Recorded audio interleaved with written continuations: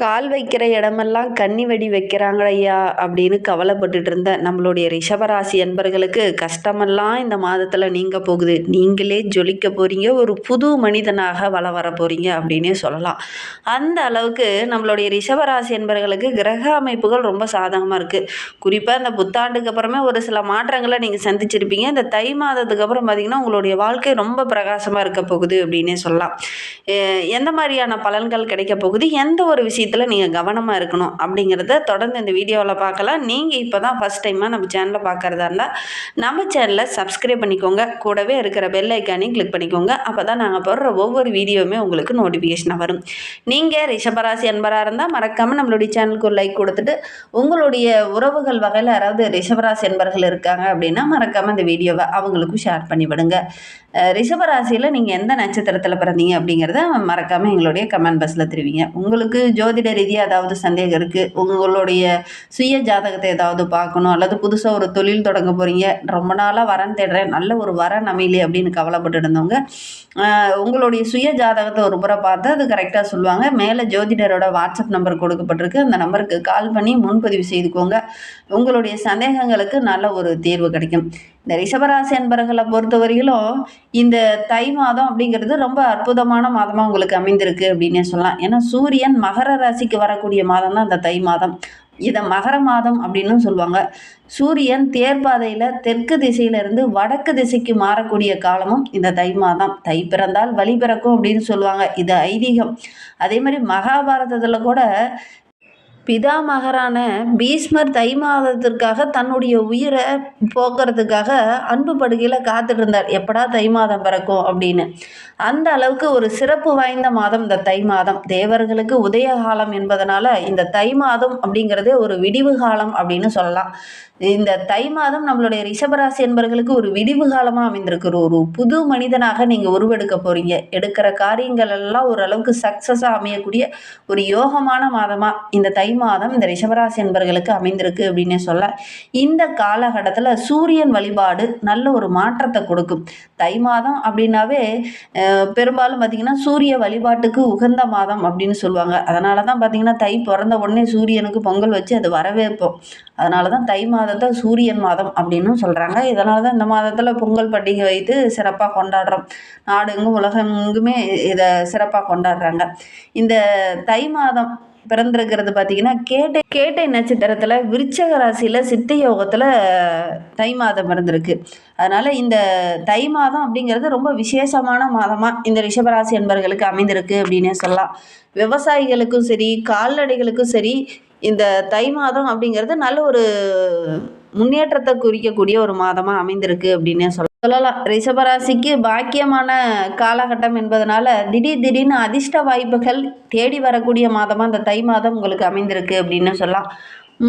மூதாதையர்களுடைய சொத்து ரொம்ப நாளாக கிடைக்காம தள்ளி போயிட்டே இருந்தது இல்லையா, அதெல்லாம் இந்த காலகட்டத்தில் கிடைக்கும்.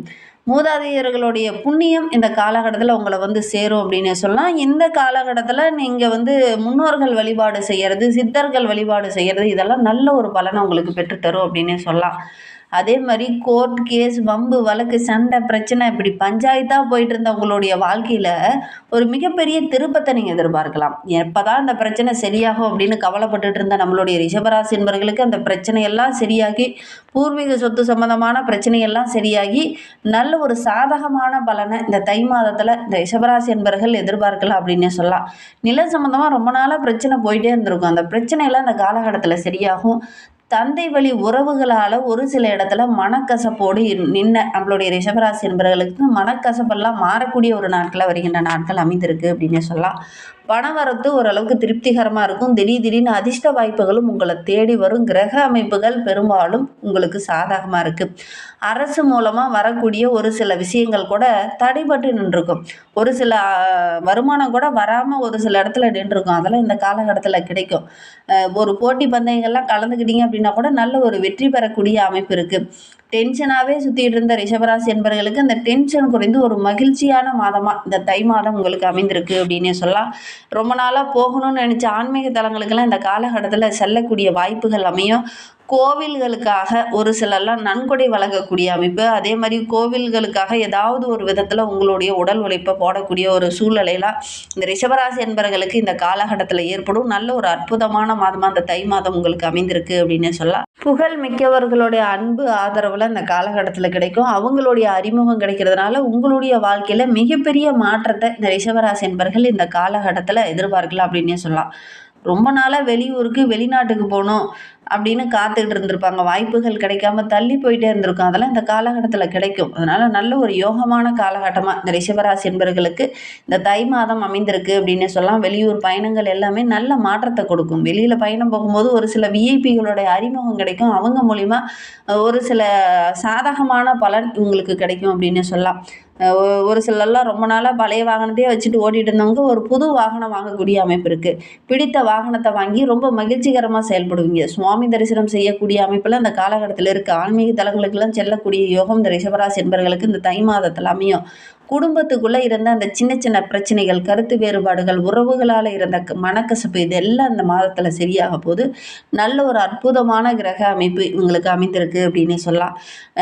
ஒரு சில ரிஷபராசி அன்பர்களுக்கு இடுப்பு சம்பந்தமான, அதாவது முதுகு வலி சம்பந்தமான பிரச்சனை, கால்வலி சம்பந்தமான பிரச்சனையெல்லாம் கொஞ்சம் வரும். கவனமாக இருக்கிறது நல்லது.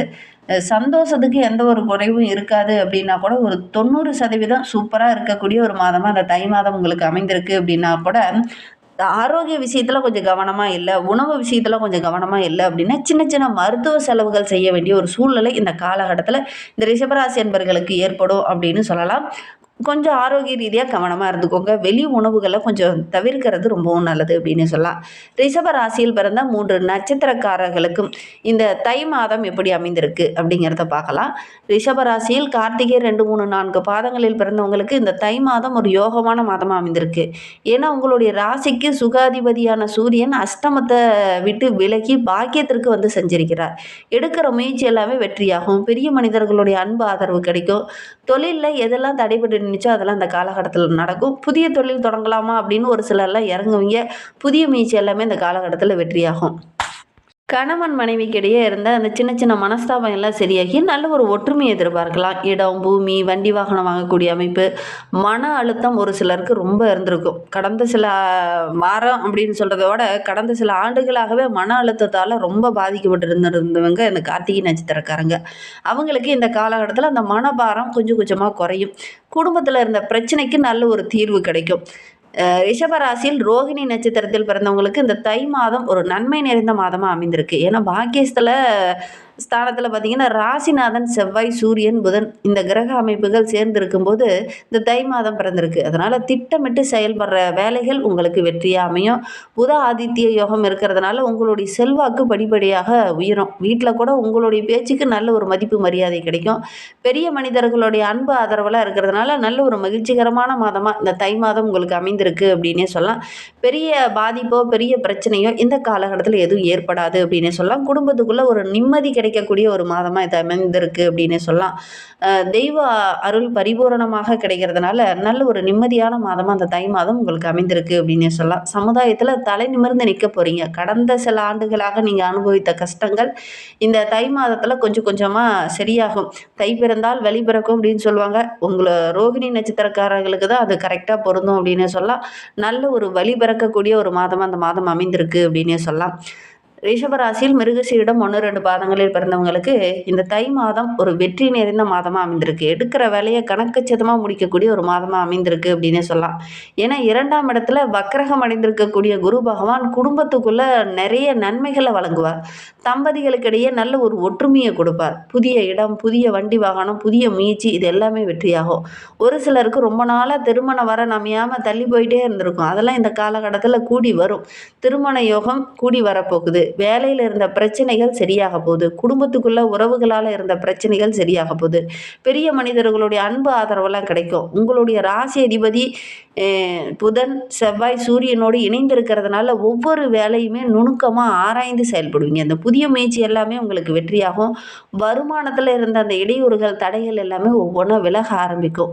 தொழிலை கூட விரிவுபடுத்துவீங்க. நல்ல லாபம் கிடைக்கக்கூடிய யோகம் இருக்குது. பெரிய மனிதர்களுடைய அன்பு ஆதரவெல்லாம் இருக்கிறதுனால வருகின்ற வருகின்ற நாட்கள் ரொம்ப மகிழ்ச்சிகரமான நாட்களாக இந்த ரிஷபராசி என்பர்களுக்கு அமைந்திருக்கு அப்படின்னு சொல்லலாம். இன்னுமே வாழ்க்கை ரொம்ப பிரமாதமாக இருக்கணும் அப்படின்னா முருகன் வழிபாடு செய்யுங்க. செவ்வாய்க்கிழமையில போய் முருகப்பெருமானுக்கு ஒரு 9 தீபம் போட்டு வழிபட்டு பாருங்கள். எடுக்கிற காரியங்கள் உங்களுக்கு வெற்றியாக அமையும். நம்பிக்கையோடு செஞ்சு பாருங்கள். இந்த மாதிரி பயனுள்ள தகவலை தொடர்ந்து கேட்க நம்ம சேனலை சப்ஸ்கிரைப் பண்ணிக்கோங்க. கூடவே இருக்கிற பெல் ஐக்கானையும் கிளிக் பண்ணிக்கோங்க. தேங்க்யூ.